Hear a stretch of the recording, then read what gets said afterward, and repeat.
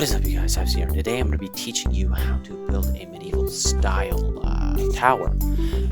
Now this tower is going to be consisted of a few blocks. It's going to be consisted of andesite stairs, andesite slabs, spruce planks, stairs, and spruce slabs. Dark oak stairs, dark oak slabs. Now this sounds like a lot of blocks, but because it is all the same resource, it's going to be about the same, so it's not too difficult to collect. But I suppose you're going to have to run between a few different biomes, unless you can get a good spot where you're right next to everything. Andesite, that's in pretty much every biome, just to look around. Now, you're going to be building a sphere at the beginning, a spherical shape, which is going to go 5 by 5 by 5, with one block in between each 5 blocks. This is to make a small circle, because we want this tower to be relatively circular, as most towers are. Then you're going to be adding some little spikes into the walls of the tower that you have started building. These spikes are going to be pretty simple. You're just going to add them in across the sides and throughout the different parts of this tower. Now, these spikes themselves are pretty simple, and you're going to add some andesite slabs, and on one part you see me add a cobblestone stair. I decided just to leave that there because it adds a bit of variation, and later you're going to add some more cobblestone slabs in, but for right now, just andesite slabs all the way around to create smaller towers around the big tower that you've just built. Now these andesite slabs and andesite blocks are pretty simple, and they're just to add a little bit of height to your build. Now, you're going to add a spruce plank, little circular thing, around the inside of your tower. This spruce circular thing is pretty simple, pretty easy. You just go all the way around with it. So that way it looks like your tower was put there, and they put up a little rock thing to keep it in place. Now you're going to add some windows. You've built up your walls to your tower by about 9 blocks, give or take. You can add more, take away. It all depends on how big you want the tower to be or what setting you want the tower to be in. These windows are pretty simple. It's just a couple upside down stairs and some spruce.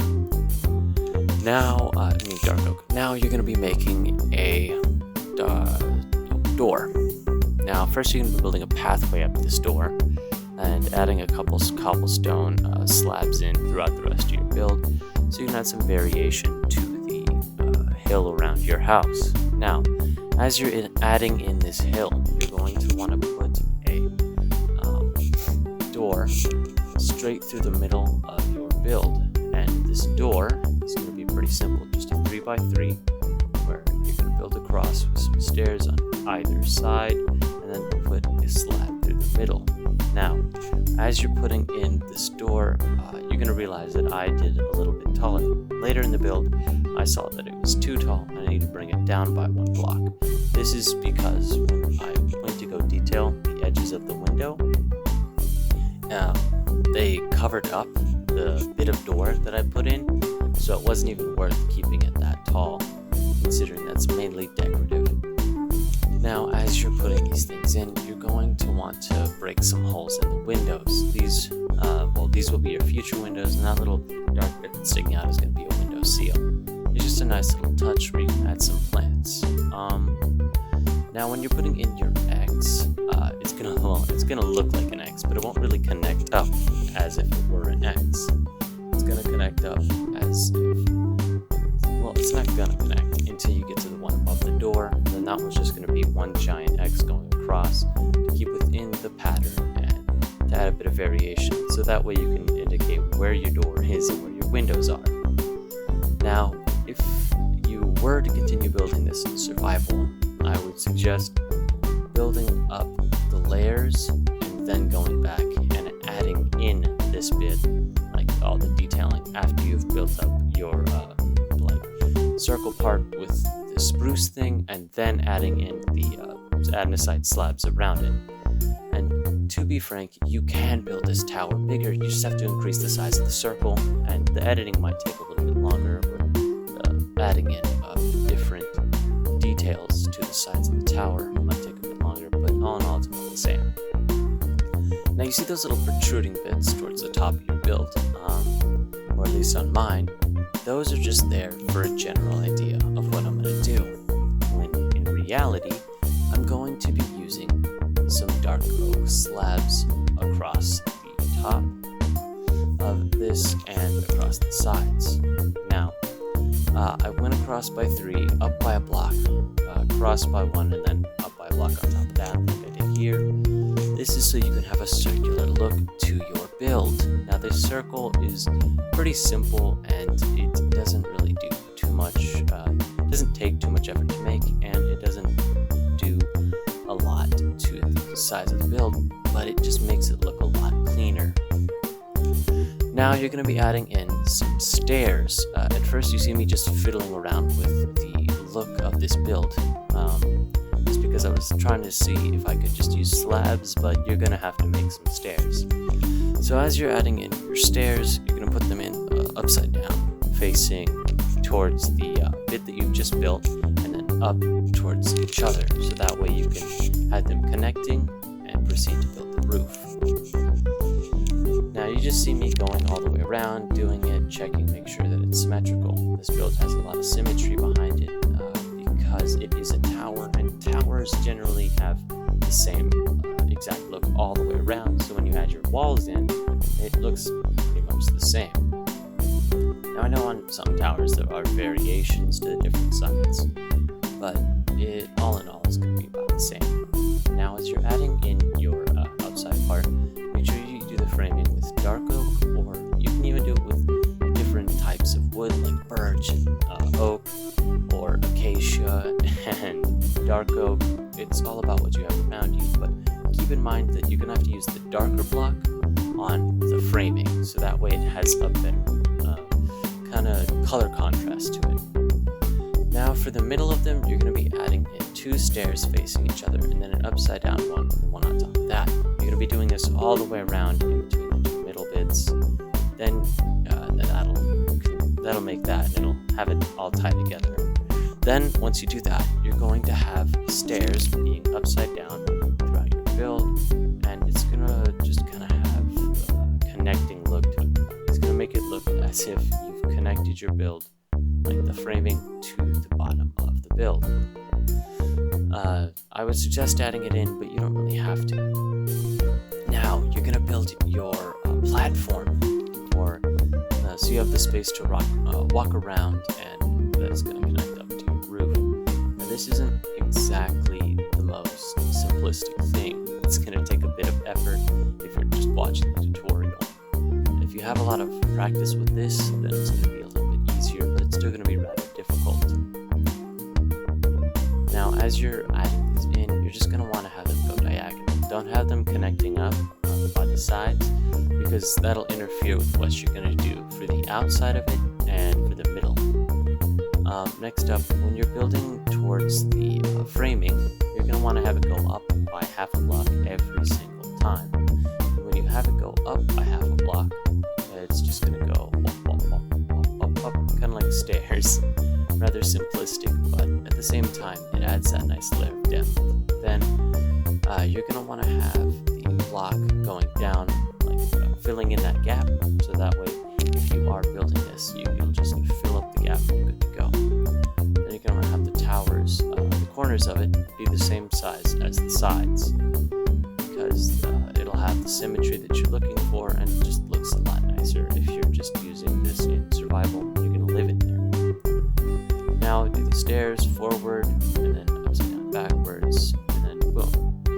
Then you add some slabs in underneath, connecting the stairs to the block you made. On one side, you see me doing something a little different from what the rest of them have. This is just because I was trying out a different pattern on this side than the rest. But at the end, when we go back and do some more detailing for the tops and corners of this build, you're going to see me change it up quite a bit. Well, not too much, just breaking down the 2 sides and you're good to go. Next up, you're going to continue the same pattern that you started with that first one all the way around, since symmetry and the tower. Now, once you have all this in, it's just going to be put together real nice, and it's going to be rather circular looking. All in all, it's a rather simplistic build. If you wanted to, you could just leave the top of it being that kind of curved look to it, and you wouldn't have to put in the andesite. I chose to put in the andesite because I like the roofs when you're building out on this build, or just in general on any build. Even if I'm building a bridge, I enjoy having a roof. However, for the roof, you don't necessarily need one. You can just have it be flat across and then fill up the floor with spruce, and it'd still look really nice because of all the shape that you've got going on there. Now, when you're putting these in, you're going to want to have it be a pyramid from the corner all the way across. So one line of andesite all the way across, and then 3 across, and then the slabs leading up to the top. Now, when you're putting these in, make sure that they're the exact same on each side. If they're slightly different or they differentiate, the final bit of your roof isn't going to come out quite right. When you're putting this in, if you're doing this in survival, I would suggest putting some ladders up on the inside and climbing those up, because you may have to jump off quite a bit just to deal with mobs, or have to check if it looks quite right. Just to go back and edit. Next up, the top of the roof that I was talking about. First, you're going to go over to one side, and you're going to build it up just like the stairs before. Just go boom, boom, boom, boom, boom, until you get to the middle. Then you're going to keep that kind of look going all the way around each and every single part. Now, I chose to keep this rather slow compared to the rest of the frames, because this part is pretty important to the actual outcome of the build. If you don't have this part right, then your roof is going to be peculiarly shaped, and you're going to have to change it a lot. Now, you just see me adding in a block there so that I know exactly where the center is. Inevitably, I came back and I changed that up to be something completely different. In the meantime, just leave it there. It'll look really nice. Now, next up, as you're adding your slabs, you're just going to want them to go across the sides of the andesite up by 1 block, like half a block, every single time. Then as you have them going up, it's going to start looking like a pyramid. That's okay, that's what you want. It's supposed to look kind of pyramid-y. I chose to go for a type of pyramid look instead of more of a circular look, just because I like the way that it forms more of a top, like more of a pyramid instead of it being circular. If you do circular, it's going to take a lot more effort, and you aren't going to be able to follow the same base pattern all the way around, so you might get a little lost halfway through the build. If you do opt for a circular look, that's okay, but you may have to look for a different tutorial, because I'm only going to be covering a triangular pyramid kind of roof in this episode. So next up, you're going to work on the top of your build. I started with some andesite stairs at the bottom to kind of make a flagpole looking thing. Now, this flagpole consists of andesite wall and some spruce fence. I chose spruce because it goes best with the colors on the roof instead of dark oak. I only went up by 1 andesite, 2 spruce, and boom, got your flagpole. If you go too tall with it, then it'll overpower the build. If you go too short, then the flag won't fit quite right with the flag. At first, I went for a kind of it looking as if the wind were blowing it from the bottom of the build, which didn't quite look right. It looked a little off.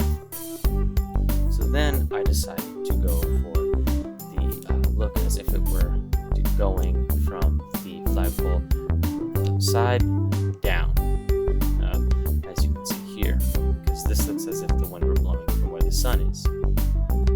You can choose whichever one you like. I personally like this one a bit more, but either way you should have it going diagonal so that it looks as if the wind is blowing it. Now, the build, because you used relatively dark colors, is going to need some light. So I looked for lanterns since they fit best with a medieval style house. Now, this medieval style is relatively nice and it's pretty easy. I also popped in a spruce door because the spruce door is incredibly, it looks nice with the house. Most medieval builds you see will have spruce doors because they're relatively, I guess, rough. Because most, back in medieval times, they wouldn't have the best sculpting tools, so things were relatively rough. I'm not saying that it was the hardest to build back then, or that things they made weren't really nice, but they weren't the most defined. Now, the lanterns are going to go on the sides, each off by the sides by one. And you're going to put the lanterns down like that. Next up, as you're putting in the two lanterns, you're going to realize that you hadn't put windows in. If you have already put windows in, that's cool. That's already, boom, you're done. But if you haven't, like myself, then you're going to want to put the windows in behind where you put the frame. Now these windows can be just about anything. You can use green, pink, yellow, doesn't matter, because the blocks themselves are rather interchangeable behind the colors that you pick. Next up, you're going to want to go through and add some more to the bottom of the thing. Now that this build has a roof, and you notice how the roof is really big, you're going to want to add in some more base to it. I chose to add in some more andesite slabs going around and down across the sides. Then I went in with some cobblestone, because you can get it from about the same ease that you would with andesite, and it just adds a different color to the build.